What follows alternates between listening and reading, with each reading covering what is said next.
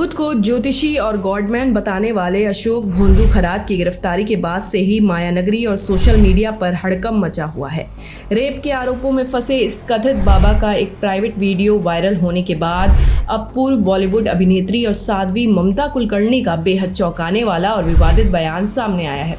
ममता ने इस मामले में ढोंगी बाबा की क्लास लगाने के बजाय पीड़ित महिलाओं पर ही सवाल खड़े कर दिए हैं और उन्हें दोषी ठहराया है। हाल ही में ममता कुलकर्णी ने एक इंटरव्यू दिया। इस दौरान उनसे अशोक खरात मामले पर उनकी राय पूछी गई थी।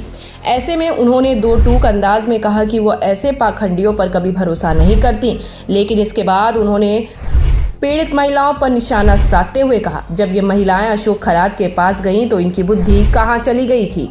अगर कोई आपको बेडरूम में बुलाएगा तो क्या आप चली जाएंगी? आप महाराष्ट्रियन महिलाएं हैं। बस में भी कोई हाथ लगाता है तो 2 थप्पड़ जड़ देती हैं, फिर 50 महिलाएं कैसे बलात्कार का शिकार हो गई। ममता ने आगे तंज कसते हुए कहा कि या तो ये महिलाएं खुद इसमें शामिल थीं या फिर वे इतनी मासूम हैं कि उन्हें गलत स्पर्श, बैड टच की जानकारी ही नहीं है। उन्होंने कहा कि अगर कोई ज्योतिष के नाम पर आपको गलत तरीके से छूता है तो आपको 2 मिनट में समझ आ जाना चाहिए और वहीं थप्पड़ मारकर निकल जाना चाहिए। ममता कुलकर्णी ने आध्यात्मिक ज्ञान का उदाहरण देते हुए कहा कि उन्होंने खुद अपने गुरु की परीक्षा ली थी। उन्होंने कहा, आपको यह देखना पड़ता है कि सामने वाले के पास देने के लिए ज्ञान है भी या नहीं।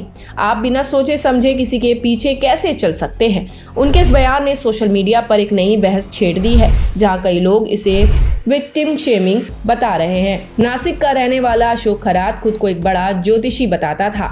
आरोप है कि वो महिलाओं को शुद्धिकरण और दोष दूर करने के बहाने बुलाता था और फिर उनका यौन शोषण करता था। हैरानी की बात यह है कि वह बहुत ज़्यादा पढ़ा लिखा भी नहीं है, फिर भी उसने ज्योतिष के नाम पर लोगों का भरोसा जीता और करोड़ों की संपत्ति बनाई।